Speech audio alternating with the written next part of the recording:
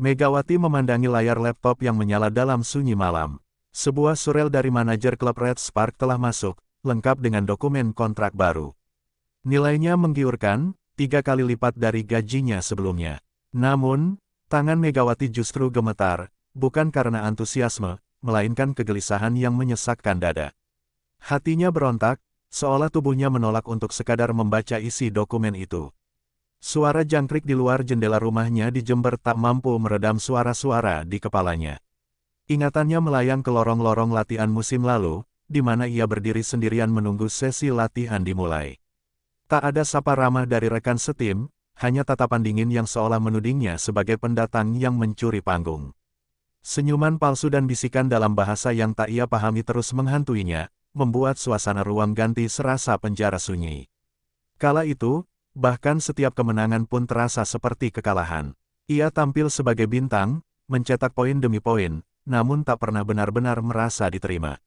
Megatron, mereka memanggilnya, sebuah julukan yang terdengar megah, namun kosong maknanya bila datang dari lidah yang tak pernah mengajak makan bersama.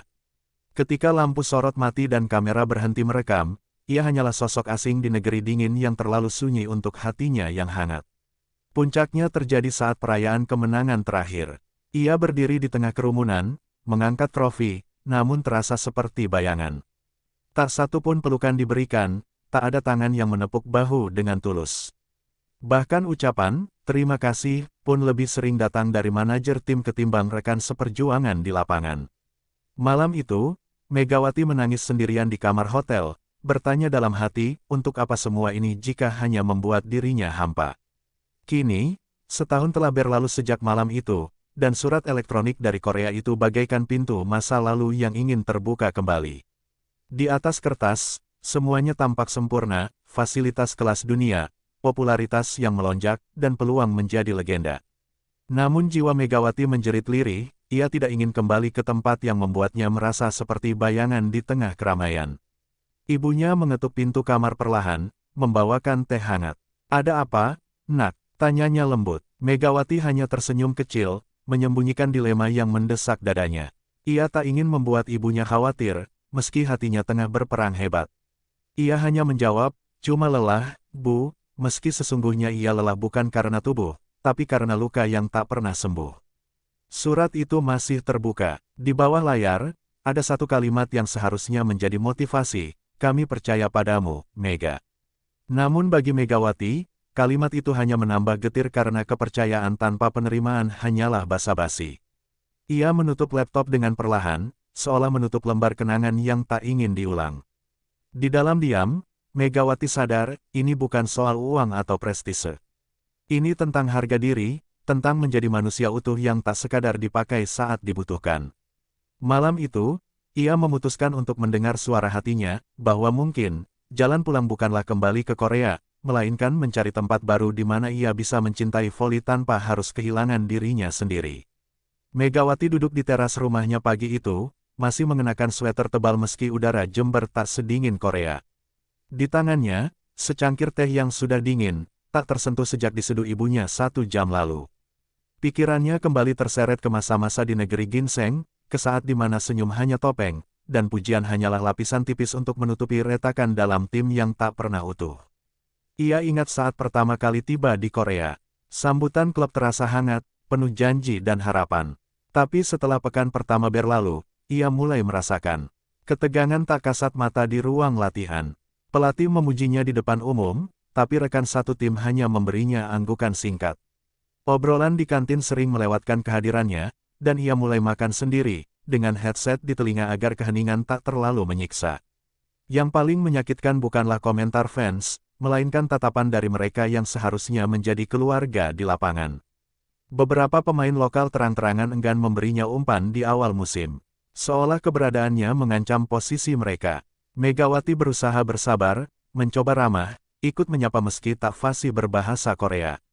Tapi semua itu seperti angin, melewati mereka tanpa kesan.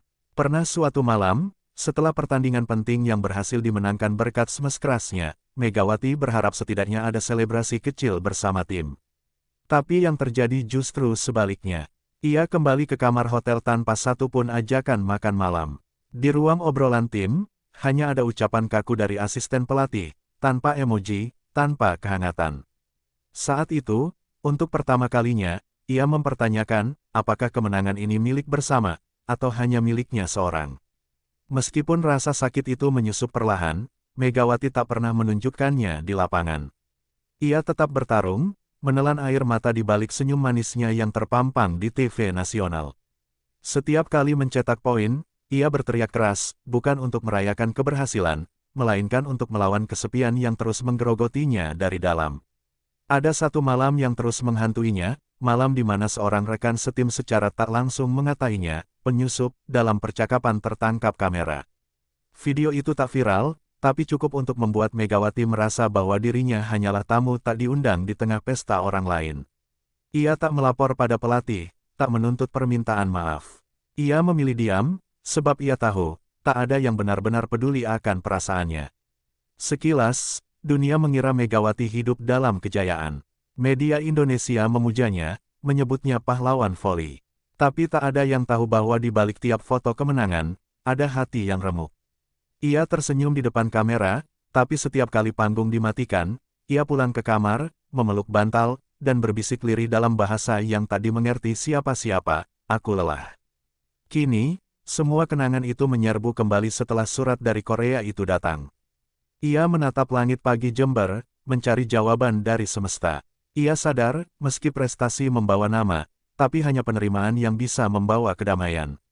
Dan di Korea, ia tak pernah benar-benar diterima, hanya dimanfaatkan. Luka itu belum sembuh, dan ia tak mau mengulangnya lagi. Pagi itu, embun masih menempel di daun kelapa ketika Megawati berjalan sendirian menuju pemakaman. Langkahnya pelan, menyusuri jalan setapak tanah merah yang basah karena hujan semalam. Ia membawa seikat bunga melati dalam kantong anyaman bambu. Di bawah pohon Kamboja yang sudah tua, terbaring makam ayahnya, sosok yang dulu selalu memandunya menembus badai, yang kini hanya tinggal nama di batu nisan. Ia berlutut perlahan, meletakkan bunga di atas gundukan tanah. "Pak," bisiknya, Mega bingung. Suaranya lirih, nyaris tenggelam oleh desir angin pagi. Orang-orang bilang Korea adalah puncak. Tapi mengapa di sana Mega merasa paling kecil? Matanya berkaca, menatap langit yang biru tapi terasa jauh. Ia menantikan jawaban, meski tahu tak akan datang dalam bentuk kata-kata. Dulu, ayahnya adalah satu-satunya yang selalu menyemangatinya untuk menembus batas. Tapi bukan dengan ambisi buta. Ayahnya mengajarkan bahwa kemuliaan tak berarti apa-apa jika mengorbankan harga diri. "Kamu orang Jawa, Mega," ucap ayahnya di masa lalu, bukan untuk mengemis pujian, tapi untuk berdiri tegak, dihargai bukan dikasihani. Kalimat itu kembali menggema dalam kepalanya, menghujam seperti petir dalam diam. Setelah berdoa, ia duduk di bawah pohon rindang dekat makam. Pandangannya kosong, tapi pikirannya penuh. Ia mulai menimbang, bukan sebagai atlet, tapi sebagai anak bangsa, sebagai perempuan yang telah cukup lama menyimpan luka demi membanggakan negeri. Ia bertanya pada dirinya sendiri, apakah masih layak terus berkorban perasaan hanya demi bermain di panggung besar yang dingin dan tak bersahabat. Sore harinya, di ruang keluarga yang sederhana, ia duduk bersama ibunya yang tengah merajut sambil mendengarkan radio. "Bu," katanya pelan, "kalau Mega nggak ke Korea lagi, ibu kecewa nggak?" Sang ibu menghentikan rajutannya, menatap wajah putrinya yang tampak rapuh tapi berusaha tegar. "Kamu bukan mesin, Nak. Ibu cuma ingin kamu bahagia, bukan terluka terus." Ucapan itu menyentak relung hatinya yang selama ini tertutup tembok harapan orang lain. Meski tawaran dari Korea masih terbuka lebar, Megawati tahu hatinya sudah tertutup. Ia mulai menulis surat balasan. Tangannya sempat gemetar, tapi semakin lama semakin mantap. Ia menolak dengan sopan namun tegas, tanpa menyebut luka-luka yang mereka torehkan. Ia hanya menuliskan satu kalimat penutup yang menyiratkan segalanya, "Terima kasih atas kepercayaan, tapi saya memilih langkah yang lebih damai untuk diri saya sendiri." Di malam hari, ia duduk di pelataran rumah, memandangi bintang-bintang yang bertaburan di langit Jember. Angin berhembus lembut, seolah ikut menyeka sisa air mata yang tertahan. Dalam hening itu, Megawati merasa lebih bebas dibandingkan 1 tahun terakhir. Ia tak tahu akan kemana karirnya setelah ini, tapi satu hal ia yakin, ia tak akan pernah lagi menukar ketenangan jiwa dengan sorotan palsu. Dan disitulah, di tanah kelahirannya, tekad itu tumbuh kembali. Ia bukan hanya atlet nasional, ia adalah putri dari tanah yang penuh nilai dan martabat. Ia akan melangkah lagi, tapi bukan ke belakang, bukan ke tempat yang membuatnya terluka, melainkan ke tempat baru, yang mungkin tak sebesar Korea, tapi cukup luas untuk hatinya bernapas. Seminggu setelah surat penolakan dikirimkan, ponsel Megawati bergetar di tengah malam. Ia baru saja terlelap, namun ada rasa tak tenang yang membangunkannya. Di layar, terpampang nama seorang agen olahraga asing yang tak ia kenal, beralamat Turki. Dengan ragu, ia membuka pesan yang masuk. Isinya singkat namun mengejutkan, Manisa BBSK tertarik merekrutmu. Mereka ingin menjadikanmu pilar utama. Awalnya, Megawati mengira itu hanya candaan, klub kasta 2 Turki. Bukankah itu langkah mundur? Tapi semakin ia membaca proposal yang dikirimkan, semakin ia merasa ada sesuatu yang berbeda. Tak ada embel-embel popularitas. Tak ada jebakan kalimat tentang ekspektasi tinggi. Yang tertulis adalah janji akan ruang yang tenang untuk berkembang, lingkungan yang menghargai budaya, dan pelatih yang konon sangat peduli pada kesejahteraan pemain. Namun, kabar itu dengan cepat bocor ke media.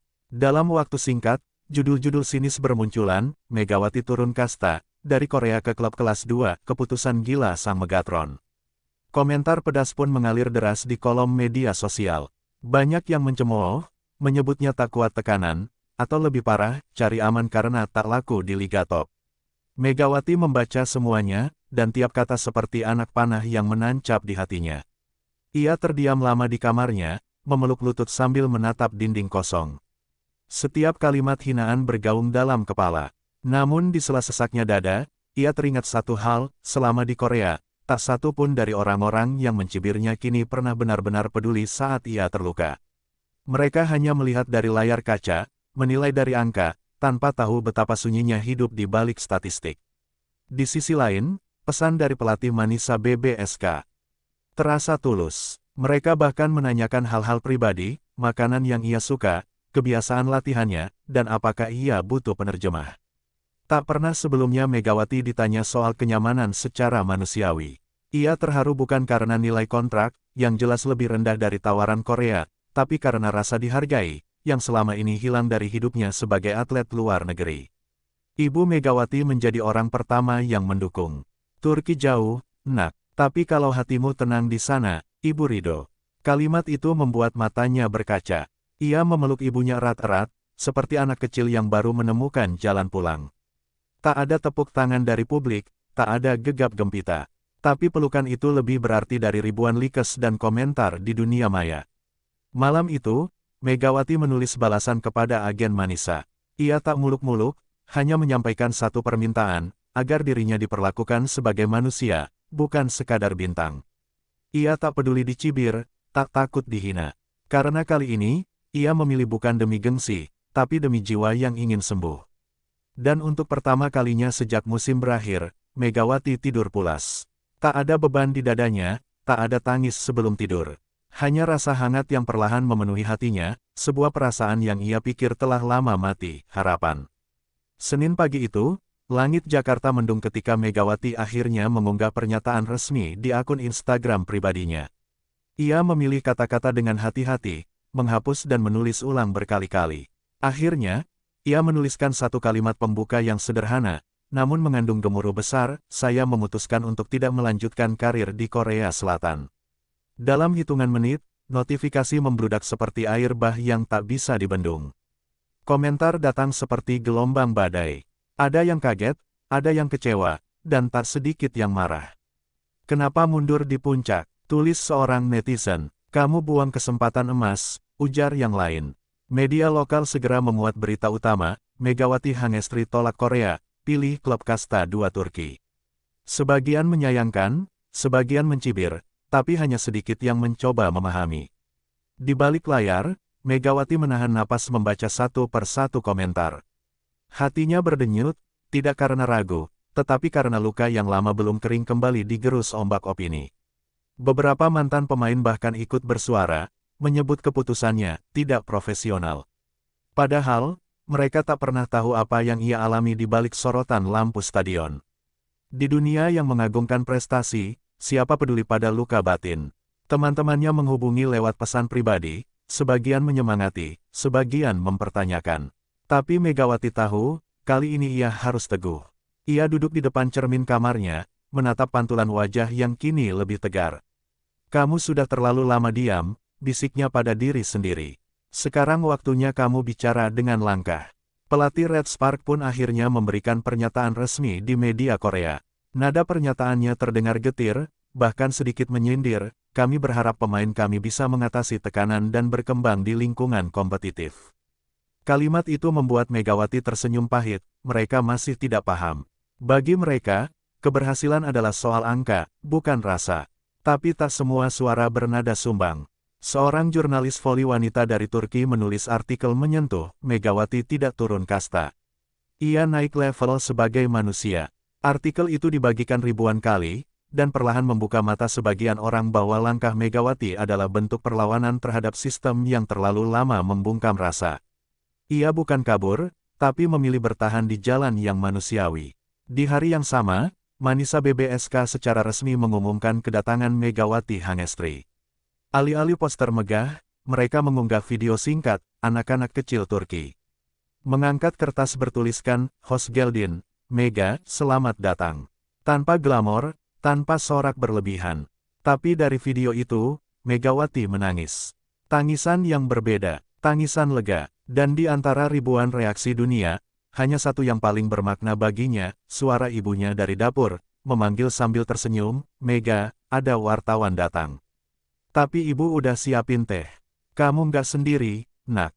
Kata-kata itu lebih kuat dari semua berita, karena pada akhirnya, rumah adalah tempat di mana ia benar-benar diterima, tanpa harus membuktikan apapun. Kabar penolakan Megawati menyebar cepat di Korea Selatan, jauh lebih cepat dari ketika ia pertama kali tampil sebagai bintang. Media olahraga lokal yang dulu mengangkatnya ke langit, kini seperti tak segan menjatuhkannya ke tanah. Megawati menyerah pada tekanan, tulis salah satu portal terkenal. Bahkan stasiun TV yang sering menyorot aksinya kini hanya menayangkan cuplikan video singkat disertai narasi pedas yang seolah menyudutkannya sebagai pecundang. Komentar netizen Korea tak kalah kejam.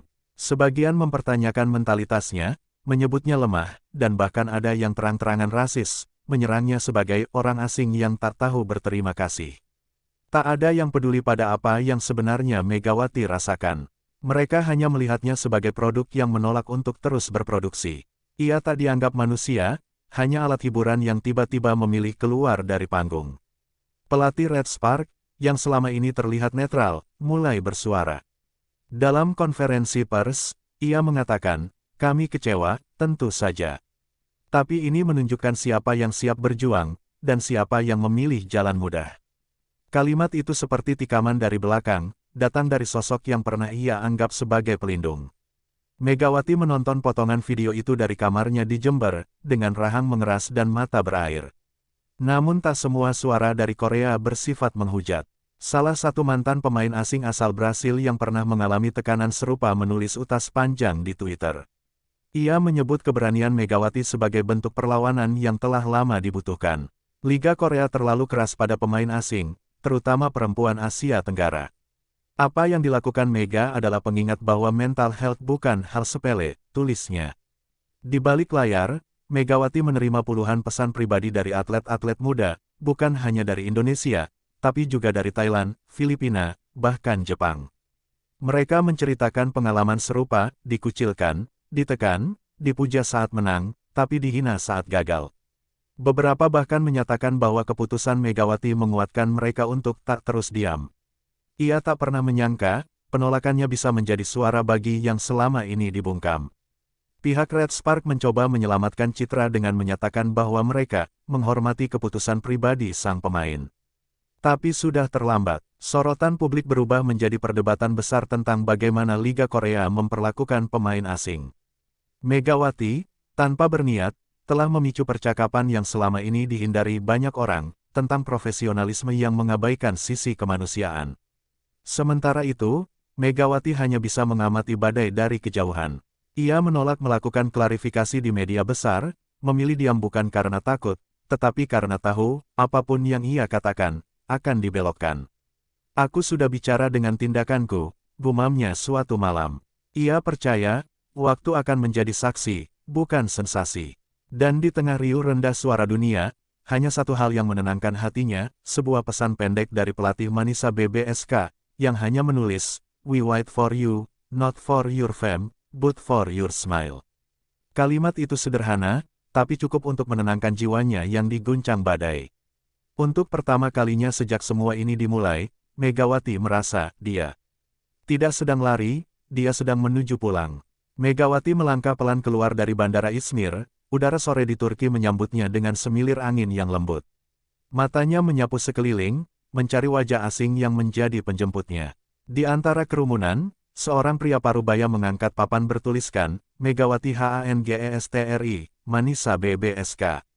Tapi yang membuat matanya basah bukan tulisan itu, melainkan sekelompok anak-anak dengan kaos bertuliskan, Hosgeldin, Mega.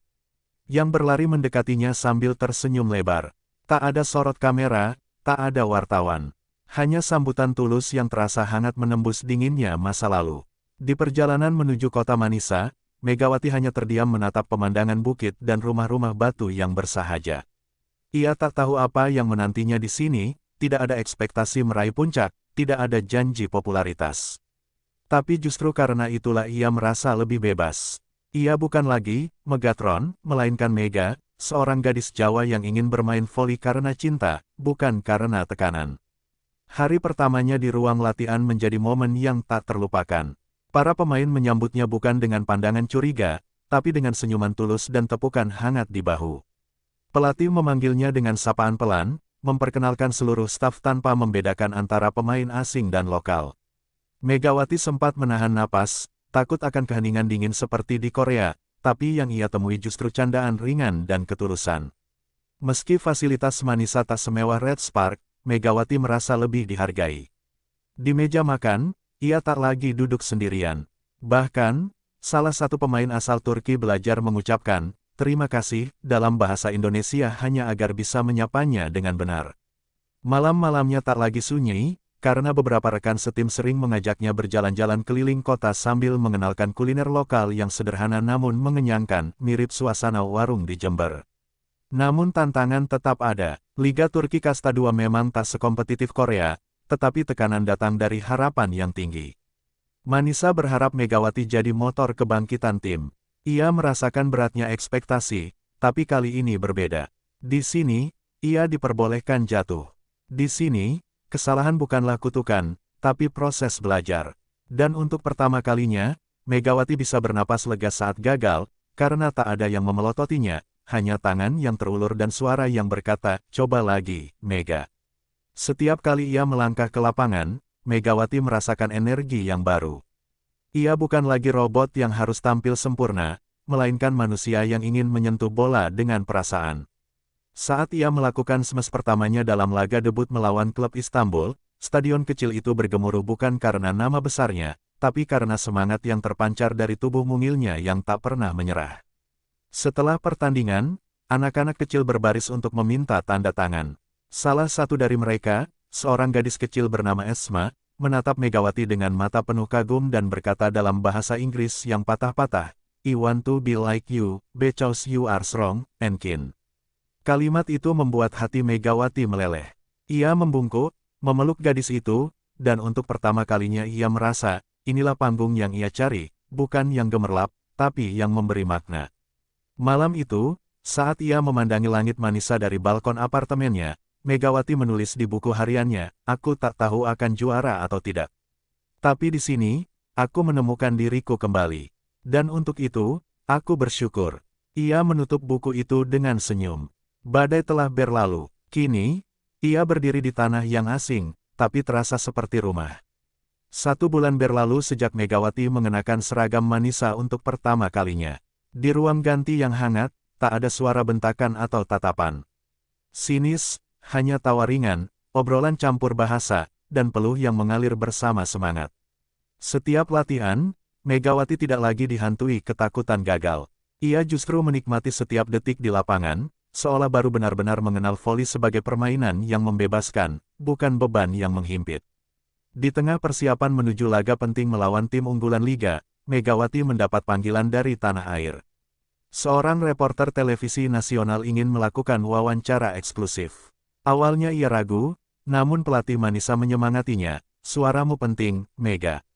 Jangan diam lagi. Dengan mantap, ia menyanggupi.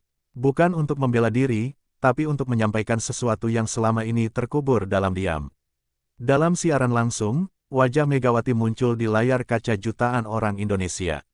Dengan suara tenang tapi penuh emosi, ia menjawab semua pertanyaan. Mengapa tidak kembali ke Korea? Tanyanya kembali. Karena aku tak ingin terus tinggal di tempat yang tak melihat aku sebagai manusia. Wawancara itu sunyi sejenak, seolah dunia menarik napas. Aku memilih Turki bukan karena rendah hati, tapi karena aku ingin hidup utuh. Dan untuk pertama kalinya, aku bermain tanpa harus kehilangan diriku sendiri. Ia tak menyalahkan siapapun, tak menyebut nama. Tapi air matanya jatuh saat menyebut satu hal yang paling menyakitinya. Aku pernah merasa sendirian, bahkan ketika menang. Dan aku sadar, kemenangan yang tidak membuat kita bahagia, adalah kekalahan yang disamarkan. Ucapan itu menggema luas. Banyak yang terdiam, banyak yang merasa tertampar. Wawancaranya viral, bukan karena sensasi, tapi karena kejujuran. 1 minggu kemudian, Indonesia mengumumkan skuad resmi untuk turnamen SEA Games mendatang. Nama Megawati Hangestri tetap ada di daftar utama. Banyak yang menduga ia akan menolak, namun ia datang, tanpa banyak bicara, tanpa dendam. Di lapangan timnas, ia kembali memakai merah putih, berdiri tegak sambil menyanyikan Indonesia Raya, dengan mata berkaca. Ia tak bermain untuk Red Spark, bukan untuk Manisa, apalagi untuk para pengamat. Ia hanya ingin satu hal, membela tanah yang mengajarinya arti keberanian. Di tengah pertandingan final, saat skor imbang dan Indonesia butuh 1 poin penentu, Megawati berdiri di garis belakang, menunggu servis. Di tribun, bendera Indonesia berkibar, dan di layar LED terpampang namanya, Megawati HANGESTRI, OPP. Ia menarik napas panjang, lalu melompat. Pukulan kerasnya menghantam tanah lawan dan seketika stadion bergemuruh. Tapi tak seperti dulu, Megawati tak berteriak keras. Ia hanya mengangkat tangan ke dada, menunduk, lalu menatap langit, diam yang penuh makna. Usai pertandingan, seorang jurnalis bertanya, kemenangan ini untuk siapa, Mega? Ia tersenyum, lalu menjawab, untuk semua yang pernah merasa kecil dan memilih bangkit. Ia lalu menambahkan dengan suara bergetar, aku tidak bermain untuk Korea. Bukan juga untuk Turki, aku bermain untuk Indonesia, dan untuk diriku sendiri yang pernah hilang. Kata-katanya menjadi kutipan nasional, ditulis ulang di poster, di kaos, di hati banyak orang. Malam itu, di kamar hotel, ia duduk di depan jendela, memandangi kerlip kota. Tak ada sorotan kamera, tak ada seremoni glamor. Hanya keheningan, dan suara hatinya yang kini tak lagi bisu. Megawati tersenyum, lalu menulis satu kalimat terakhir di buku hariannya, kini aku tahu, jadi pemenang bukan soal mengangkat piala, tapi soal tak lagi kehilangan dirimu sendiri.